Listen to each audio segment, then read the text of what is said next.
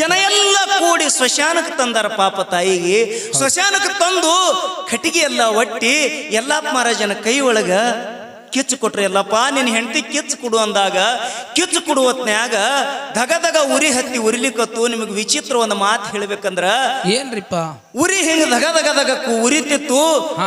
ತಾಯಿ ಹೊನ್ನಮ್ಮನ ಹೊಟ್ಟ್ಯಾನ ಕೂಸು ಜಿಗುದು ಯಲ್ಲಪ್ಪ ಮಹಾರಾಜನ ಪಾದದ ಮೇಲೆ ಬಿತ್ತು. ಹೌದು ಯಲ್ಲಪ್ಪ ಮಹಾರಾಜನ ಪಾದದ ಮೇಲೆ ಬಿತ್ತು.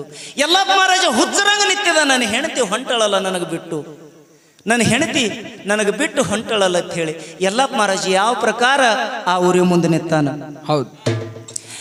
ಏ ಉರಿಯು ಕಿಚ್ಚಿನ ಮುಂದ ನಿಂತು ಹುಚ್ಚರಂಗ ಆಶ್ಚರ್ಯ ನಡೆದು ಹೋಯ್ತು ಬಿಚ್ಚಿ ಬೀಳುವಂಗ.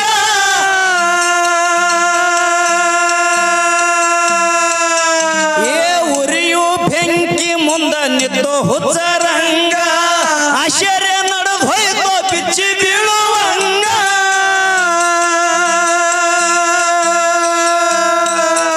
ಏ ಬಿಚ್ಚಿದ್ದು ತಾಯಿ ಗರ್ಭ ಹೊಡೆದಂಗ ಗುಡಗ.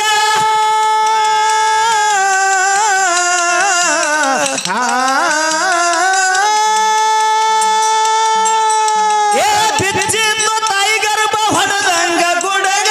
ಹಣಿ ಹಚ್ಚಿ ಕೂಸು ಬಿತ್ತು ತಂದೆ ಪಾದ ಮ್ಯಾಗ ಒಲ್ಲೆಂದು ಸಂಸಾರ ಸಂಗ ನೆಲಿ ಹುಡುಕೂತ ಹೊಂಟು ನಾಡ ಮ್ಯಾಗ.